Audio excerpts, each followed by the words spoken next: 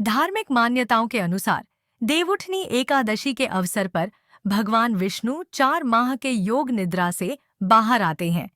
इस साल देवउठनी एकादशी के दिन ही तुलसी विवाह भी है। सुबह में भगवान विष्णु की पूजा करते समय व्रती को देवउठनी एकादशी की व्रत कथा सुननी चाहिए। इससे उसे पुण्य की प्राप्ति होगी और आपको इसका महत्व भी पता चलता है। देवउठनी एकादशी व्रत कथा। हिंदू कैलेंडर के अनुसार देवउठनी एकादशी का व्रत कार्तिक माह के शुक्ल पक्ष की एकादशी तिथि रखा जाता है। पौराणिक कथा के अनुसार एक समय की बात है, एक नगर था जिसके सभी निवासी एकादशी का व्रत विधि विधान से करते थे। उस दिन किसी भी व्यक्ति, पशु, पक्षी आदि को अन्न नहीं देते थे। एक बार उस नगर के राजा के दरबार में एक बाहरी व्यक्ति नौकरी की उम्मीद से आया।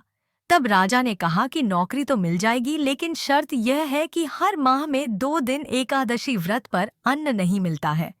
उस व्यक्ति ने राजा की शर्त स्वीकार कर ली। अगले महीने में एकादशी का व्रत आया। उस दिन उसे अन्न नहीं दिया गया। व्रत के लिए उसे केवल फलाहार मिला। यह देखकर वह चिंतित हो गया।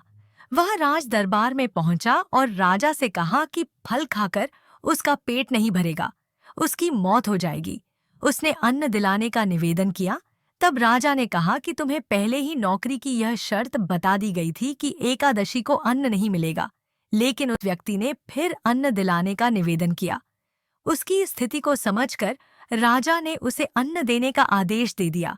मंत्री ने उसे दाल, चावल और आटा दिलाया।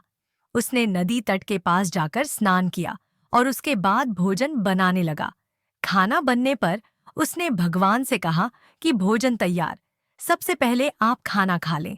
इतना सुनकर भगवान विष्णु प्रकट हुए। उसने अपने प्रभु के लिए भोजन निकाला तो वे खाना खाने लगे। फिर उस व्यक्ति ने भी खाना खाया।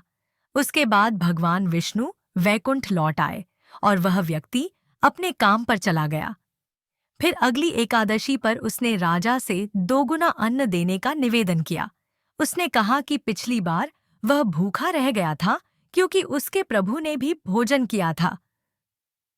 यह बात सुनकर राजा आश्चर्य में पड़ गया। उसने कहा कि तुम पर विश्वास नहीं है कि तुम्हारे साथ भगवान भी भोजन करते हैं। इस पर उस व्यक्ति ने कहा कि आप स्वयं चलकर देख सकते हैं कि क्या सच है। एकादशी के दिन उसे 2 गुना अन्न दिया गया। वह अन्न लेकर नदी के किनारे पहुंच गया। उस दिन राजा भी वहां एक पेड़ पीछे छिपकर सब कुछ देख रहा था। उस व्यक्ति ने सबसे पहले नदी में स्नान किया, फिर खाना बनाया और भगवान से कहा कि भोजन तैयार है, बिगड़ गया गया, आप भोजन ग्रहण कर लें। तब भगवान विष्णु नहीं आए। उसने कई बार बुलाया लेकिन वे नहीं आए। तब उसने कहा कि आप नहीं आएंगे तो वह नदी में कूदकर अपनी जान दे देगा। फिर भी श्रीहरि नहीं आए। तब वह नदी के तट पर गया और उसमें छलांग लगाने के लिए आगे बढ़ा। तभी भगवान विष्णु प्रकट हुए और उसे बचा लिया। श्रीहरि विष्णु ने उसके साथ भोजन किया, फिर उसे अपने विमान में बैठाकर अपने साथ वैकुंठ लेकर चले गए।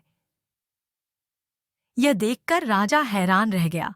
अब वह समझ गया था कि व्रत पवित्र मन और आचरण की शुद्धता के आता रखते हैं, तभी व्रत का पूरा फल मिलता है। उस दिन के बाद से राजा ने भी पवित्र मन से एकादशी व्रत और विष्णु पूजा करने लगा। जीवन के अंत में उसे स्वर्ग की प्राप्ति हुई और उसके पाप मिट गए।